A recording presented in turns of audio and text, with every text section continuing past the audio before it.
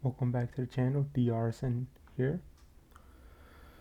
In today's basketball lecture, we'll be taking a look at Stephen Curry's incredible 2021-2022 season. This was a year where he silenced many of his critics, notably Kendrick Perkins, after missing the playoffs in 2021 by losing in the play-in tournament to the Memphis Grizzlies.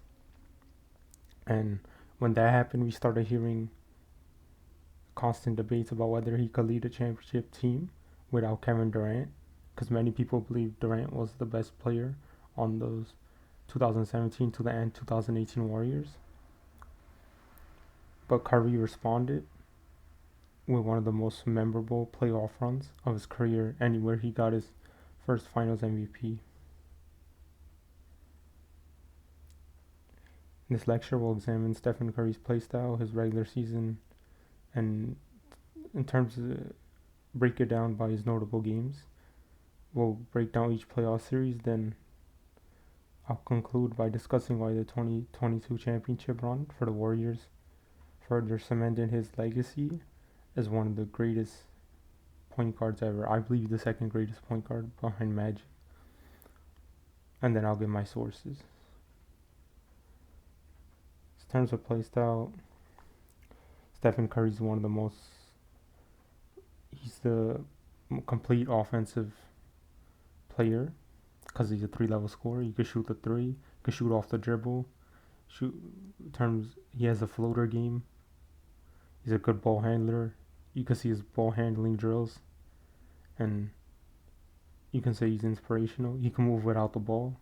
He gathers so much attention, so his teammates play off of him. He's an excellent free throw shooter. Shoots in the high 80s, low 90% in terms of free throw shooting. He's a good playmaker, even though Draymond Green was their playmaker and their defensive anchor. And he ran the offense, Draymond Green, where Curry moved off of screens to shoot. Curry, even though Curry's not told to playmake, but he's still a good playmaker.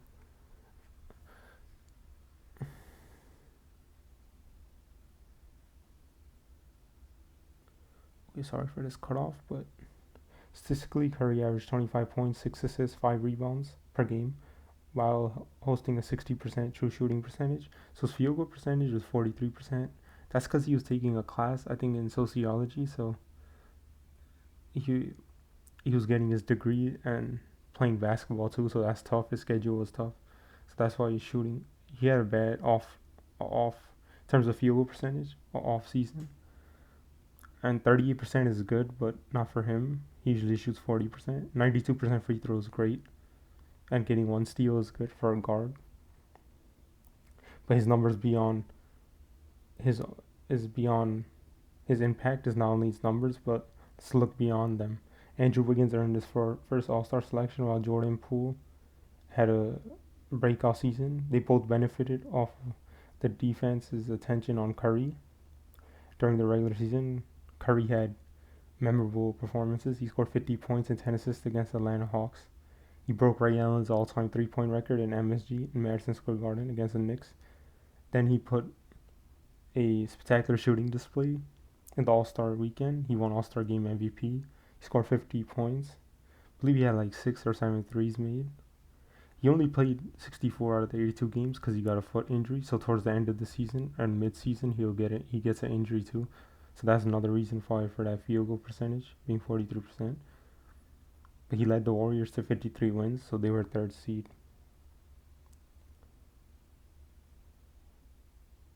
Let's talk about the playoffs now.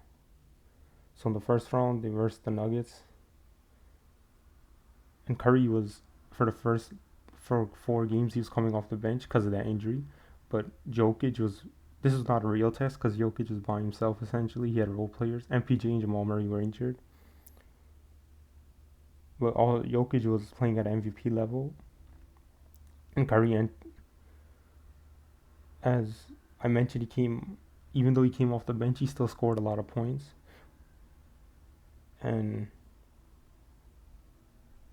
even with like limited minutes, Curry, he made an impact. He scored 34 points in 32 minutes during game 2, and he continued is proving his instant offense through the season.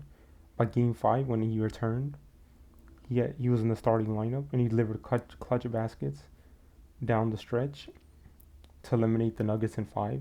It was a perfect way to reintroduce himself heading into deeper rounds of the playoffs. So this wasn't a real test, but the next round is in the Western Conference semifinals. They versed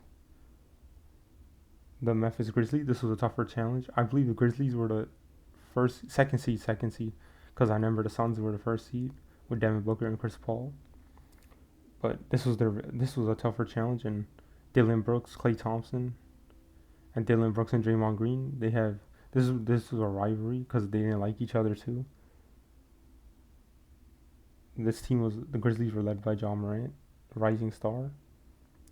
Right now he isn't at the time recording of this video, but during that season 2021-2022, he's seen as a rising star. But let's move on to the series. So Curry consistently controlled the offense throughout the series, despite facing aggressive Memphis defense. In Game 1, he had a crucial go-ahead layup in the fourth quarter, while Jordan Poole contributed 31 points. So Jordan Poole also, even the Nugget series, he broke out. So he was having 30-point games, 20-point games. He was having high-scoring games against the Nuggets, and in this entire playoff run, in general, he had good games. So his breakout was another reason for why the Warriors' success as a team. But in Game 2, John Morant exploded for 47 points. Warriors responded, where Curry had 30 points in Game 3 without missing a free throw, and he delivered an 18-point fourth quarter comeback in Game 4 to lead another comeback victory. So he scored 18 points in the fourth quarter. They came back too, so they were down big. Even though Game 5 they got blown out, so Curry he didn't have his best game, but he bounced back in Game 6. Where Klay Thompson has famous games. We saw the famous Game 6 Klay where he had 30 points to close out the series. So shooting splits aren't good. Well, they're not. I'm not gonna say they're not, but they're not bad either. Like 43%, but he was getting back into his groove because he's just coming back from the injury and he was started into the lineup. So I'm not gonna say he played bad in this series. He was all right. Then in the Western Conference Finals, they faced Luka Doncic's Dallas Mavericks, but Jalen Brunson broke out here because Jalen Brunson started playing at a high level in the playoffs. I remember the Mavericks beating the Utah Jazz with Luka being injured and them still winning most of the series. Luka being injured and this time beating the Jazz with Donovan Mitchell and Rudy Gobert. But Curry played his most complete series of his career by balanced scoring, rebounding, playmaking. In Game 1, he grabbed 12 rebounds while helping contain Luka defensively through Golden State's team defense.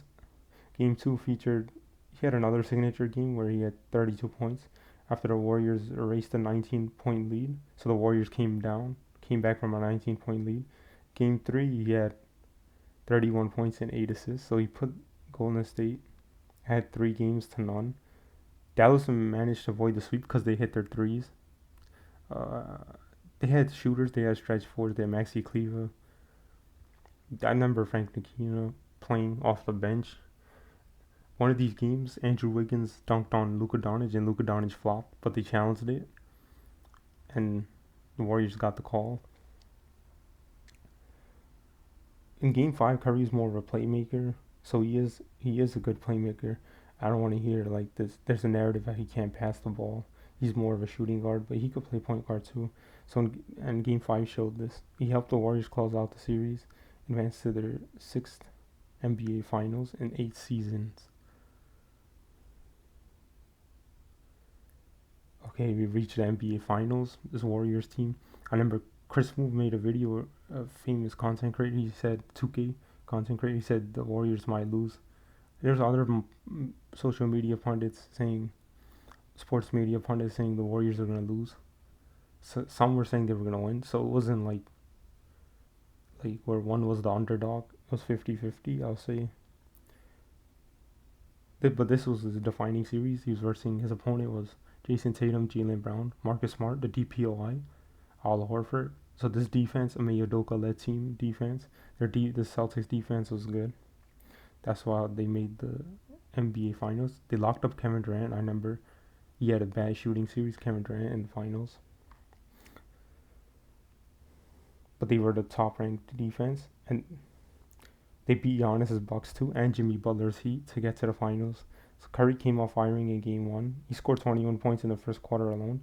They were playing drop coverage on him, I remember, and then he was setting NBA Finals record. He set the NBA Finals record with 6 3-pointers made in the opening period. But they lost Game 1, I remember, because Al Horford hit his threes in the end. He just kept hitting his threes, and they lost. That's why they lost Game 1. But after Boston took a 2-1 lead, the Game 4 was his defining game for Stephen Curry, where he dropped 43 points to give a series-tying win. So the reason why they were down 2-1 was because Klay Thompson's shooting was inconsistent. At times he had good playoff games, and so this is where he started regressing too. And Draymond Green was like an offensive liability, so they played walks and one defense. So they'll sag off Green, but only come close to him when he's gonna set a screen for Curry. But in terms of Game 5, although Curry struggled from the 3-point range in Game 5, Andrew Wiggins and Jordan Poole stepped up for Golden State to take the series lead 3-2. Then in Game 6, Curry finished with 34 points, 7 rebounds, and 7 assists, where they clinched his championship. He was pointing his ring finger. I remember watching this game. Jordan Poole also played well.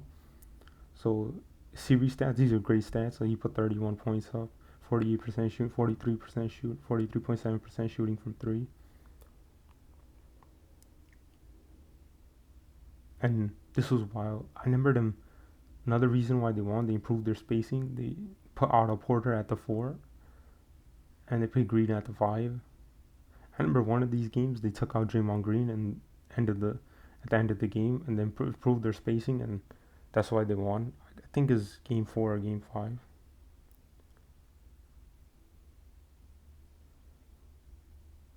The 2022 season, so in our conclusion, answered every major criticism surrounding Stephen Curry.